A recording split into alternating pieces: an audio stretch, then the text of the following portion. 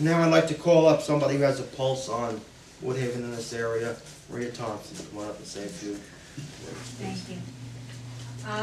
It seems like deja vu all over again, as Yogi Berra would say, because we fought this fight last year. And I can remember the letters, the testimony, and the anguish on Jamaica Avenue and with our residents with the anticipation of losing the Q56 bus. That Q56 bus is a lifeline bus. It takes you to Jamaica Hospital. It takes you to the social services that you need in Jamaica. It goes along Jamaica Avenue, which is a shopping strip of Woodhaven Business Improvement District, 25 blocks long. I mean, if you want to go and shop at one end and shop at the other end, you have got to take the Q56 bus. The elderly cannot afford to use the trains because of the fact that they have too many stairs. They can't make those stairs. The young people use the bus because it's safer. They'd rather take a bus than a train. And then you have your children, your families with children, with carriages, or with strollers. How are they going to get up those stairs to that train to access any services they need along Jamaica Avenue, into Jamaica, or into Brooklyn? It's a shame. It's a disgrace. As well as the Z line. The Z line is extremely important to us as well because it's a faster route to Manhattan. And the people that have jobs use the Z line because it's faster to Manhattan, and then in addition to that, it's not as crowded as the J. So we need these services. Last year when I testified, I said, what are you thinking? I mean, they don't even know us out here. They don't know where our needs are. And evidently they don't care. But we're going to make them care because we're going to fight and fight for this because we need that bus, we need that train service. The small businesses on Jamaica Avenue need that assistance, need people coming here by bus from Brooklyn, from Jamaica to shop on our avenue. We need this. The young, the old, the businessmen, everyone in our community. It would be, I don't know what it would be without the Q56 bus and the Z line. Thank you. Thank you. I asked Roseanne Rosado to come today because on a daily basis she works with the elderly and those in need. Just for her to talk about the impact that it would have on them. Thank you. Thank you for inviting me here today, Assemblyman Miller.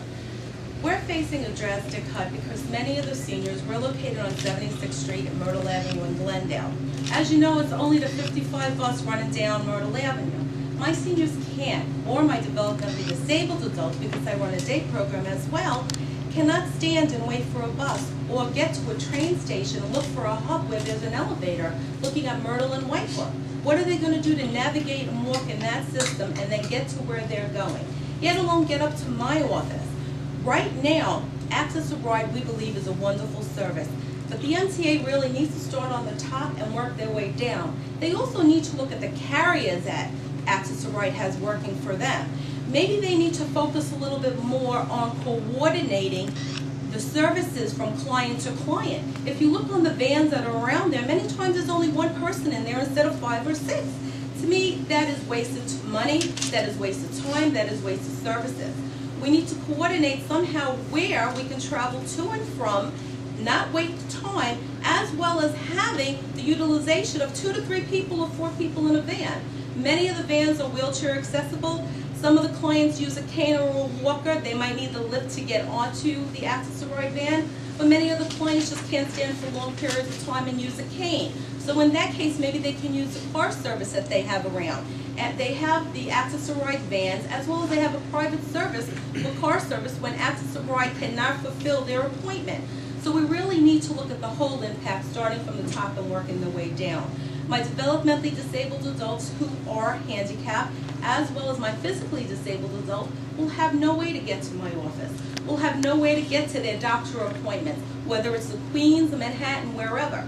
Just going locally costs $15 by cab in our own community. They can't afford that. The seniors are on a fixed income. When they take Access a Ride, it's $2.25, door-to-door service. On top of it, not only being $2.25, if they ride with a PCA, the PCA rides for free.